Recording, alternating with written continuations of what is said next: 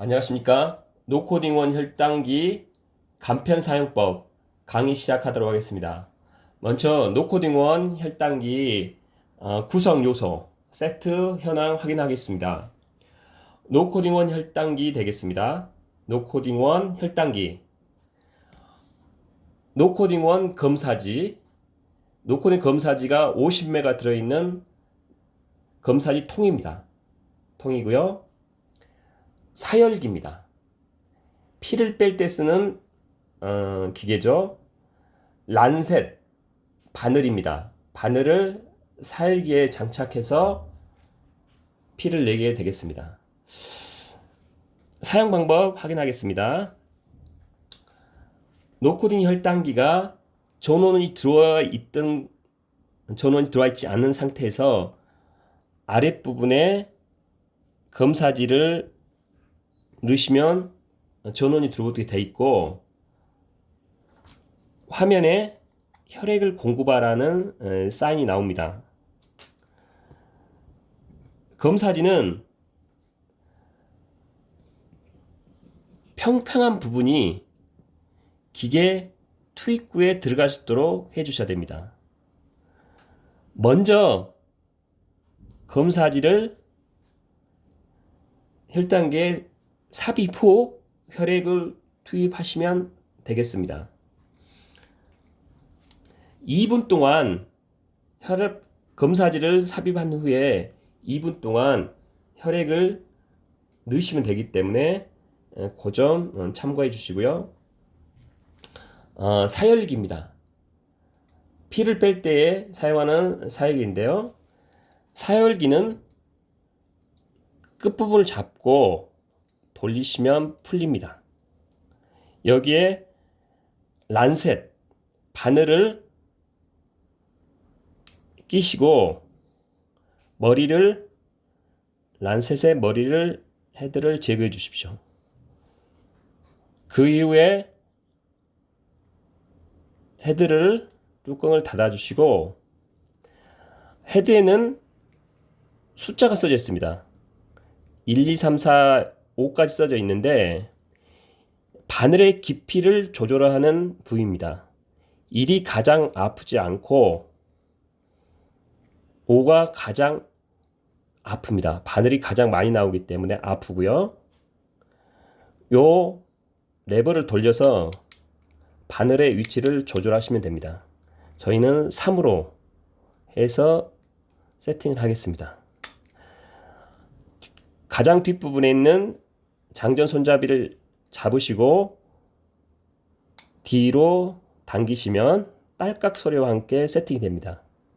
중앙에 있는 버튼을 누르시면 바늘이 발사가 되는데요.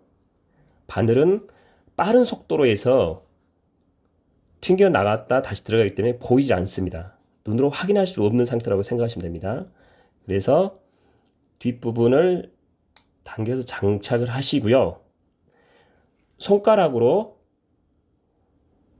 체열할 부분을 대시고 그 부위에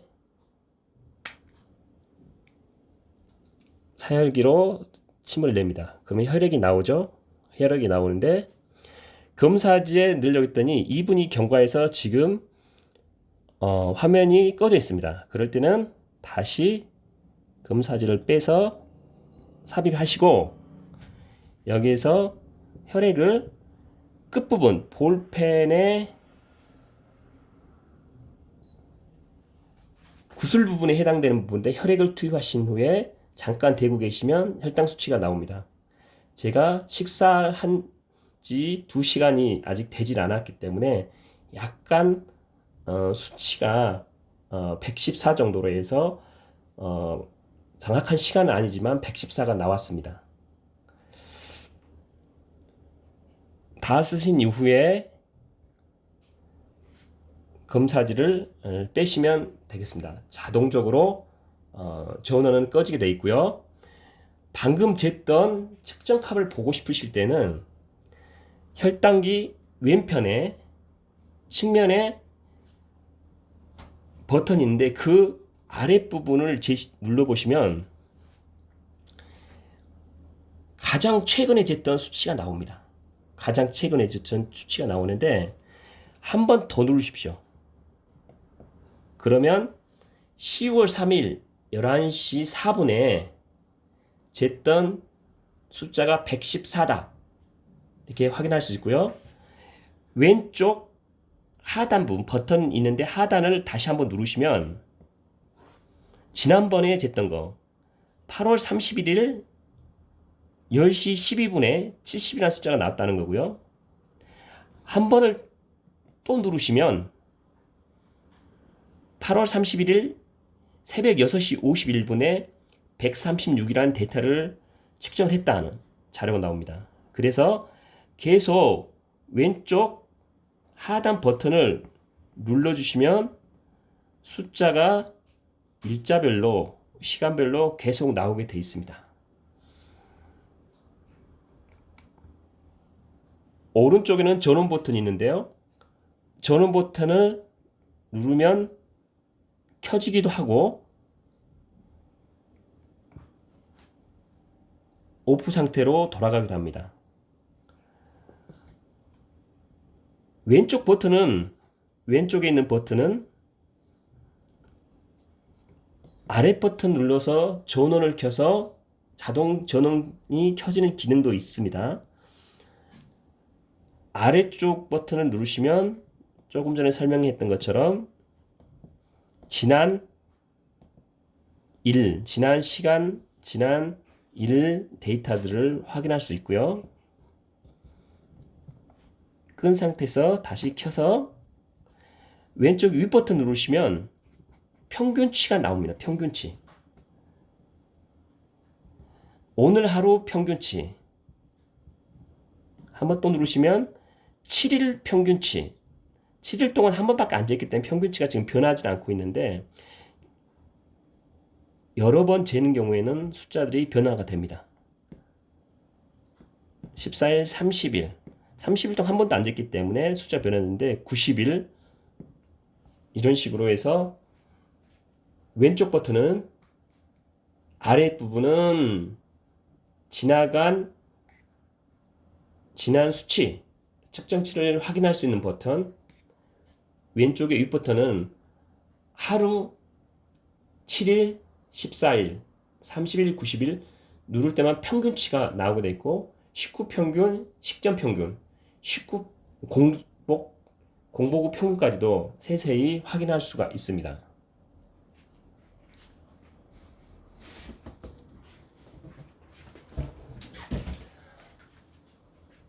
화면상으로 해서 방금 측정한 내용을 다시 한번 확인하도록 하겠습니다. 노코딩원 혈당 귀 본체 모습입니다. 아래에는 검사지 투입부가 있습니다. 검사지 투입부가 있고요. 오른쪽 면에 혈당기 오른쪽 면에 버튼이 있는데 전원을 켜고 끄는 버튼이 되겠습니다. 혈당기의 왼쪽 면에는 길게 버튼이 되어 있는데요. 왼쪽 면입니다. 긴 버튼이 있는데 중앙을 기준으로 해서 위쪽을 누르시면 한 번 누를 때마다 하루, 7일, 14일, 30일, 90일 평균치들을 확인할 수가 있습니다. 버튼의 아랫부분을 누르시면 한 번 누를 때마다 일자별, 시간별 측정치를 확인할 수가 있습니다. 검사지 구도에 대해서 다시 설명을 드리겠습니다. 검사지를 크게 확대해 놨는데요. 이 위쪽 평평한 부분이 기계로 들어가는 부분입니다. 혈당 기계로 접촉하는 부분입니다. 삽입품 부분입니다. 아랫부분에 보시면 연필이나 볼펜처럼 뾰족하신데 이 가장 밑 끝부분 볼펜에 구슬이 있어서 글씨가 나오는 부분 거기에다 혈액을 대시면 혈액은 자동적으로 빨리 안 올라가게 돼 있고 윗부분에 바로 투입구 바로 윗부분에 조그만 네모 상자가 있는데 거기에 빨갛게 되면 피가 공급이 정상적으로 됐다 그런 의미입니다. 그래서 손가락에 피를 내서 투입구에 대서 2초 정도 있으시면 혈액은 자동적으로 빨리 올라가서 확인창이 빨갛게 되고 그때 손을 떼시면 되겠습니다. 검사지 삽입 방법에 대해서 다시 한번 설명을 드리겠습니다. 가장 중요한 부분이고 에러도 가장 많이 발생하고 고객들의 문의 전화도 가장 많이 오는 부분이기 때문에 다시 설명을 드리겠습니다. 검사지는 삽입 순서를 정확히 지키셔야 됩니다. 그렇지 않으면 에러 1이 발생해서 사용한 검사지다는 에러가 계속 나와서 불편을 끼쳐 드릴 수 있습니다. 먼저 검사지를 기계에 삽입을 하셔야 됩니다. 그 이후에 두 번째로 혈액을 공급을 해야 됩니다. 간혹가다 두 번째 오류, 순서 및 접촉부를 오류하는 경우가 많이 있습니다. 검사지에 혈액을 먼저 묻히신 다음에 이 혈액을 묻은 검사지를 꽂게 됩니다.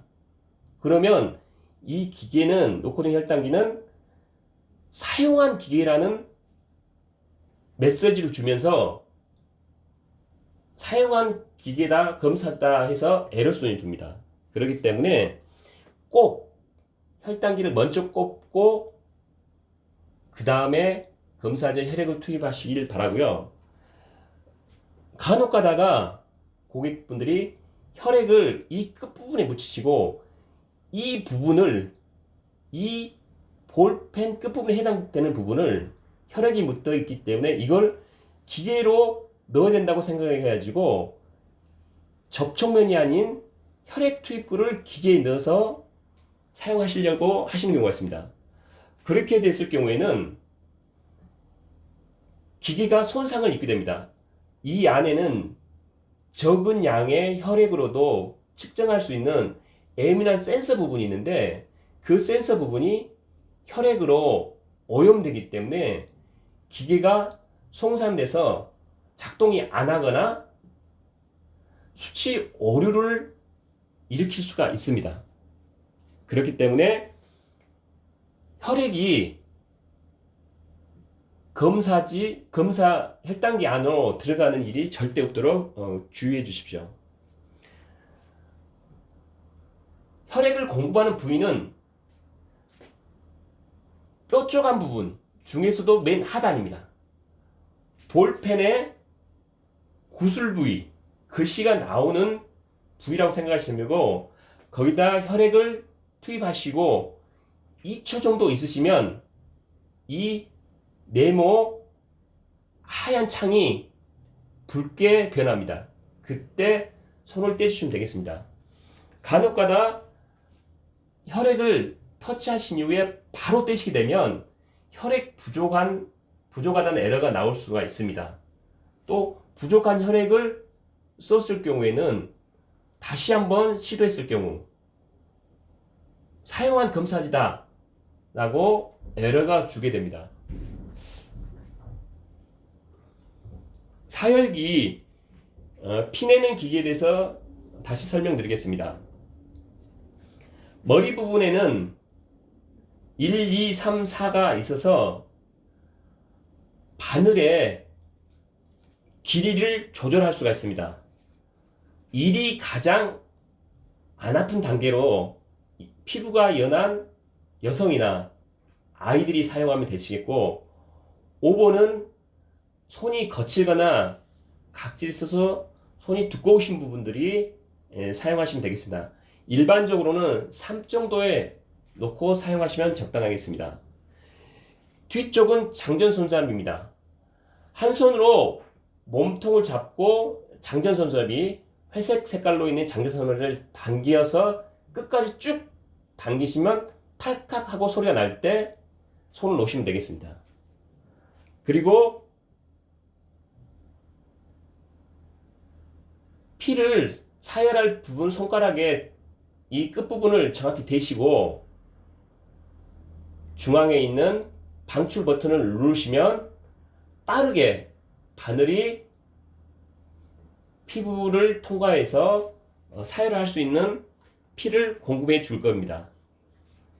눈으로 바늘을 확인하지 마시고 상처 부위에 정확하게 가볍게 누르신 상태에서 중앙에 방출 버튼만 누르시면 정확히 체크가 됩니다. 식전 식후 공복 측정치 저장 방법은 조금은 고급편 사용 방법에 들어가게 되겠습니다. 보통 초보 단계이신 분들은 이 부분을 설명하면 약간 혼동을 일으킬 수 있는데 일단 설명을 해드리겠습니다. 식전, 식후 공복 수치를 따로따로 저장을 할 수가 있는데요. 화면에 사과가 그려져 있을 경우에는 식전 데이터라, 사과가 먹은 사과가 있을 경우는 식후 데이터다, 이렇게 생각하시면 되고, 화면에 나이프와 포크가 있는 상태에서 그림이 나오면 공복에 대한 데이터다, 이렇게 대주시면 되는데, 이런 부분이 일반적으로 나오지 않습니다. 사과 모양이나 포크가 나오지 않는데, 검사지를 빼지 않는 상태에서 혈당을 체크한 이후에 검사지를 빼지 않고 숫자가 나와 있는 상태에서 왼쪽에 있는 버튼 윗부분이나 아랫부분을 누르시면 표시가 없던 화면이 사과로 갔다가 먹은 사과로 갔다가 포크로 갔다 이렇게 움직입니다. 다시 설명드리면 혈당을 측정한 상태에서 수치가 나온 상태에서 검사지를 제거하지 마시고 숫자가 나와 있는 상태, 이 상태겠죠? 이 상태에서 왼쪽 편에 있는 버튼을 위쪽이나 아래쪽을 누르시면 그림들이 변화가 됩니다. 만약 사과가 있는 상태에서 검사지를 제거하시면 그 상태로 저장이 됩니다.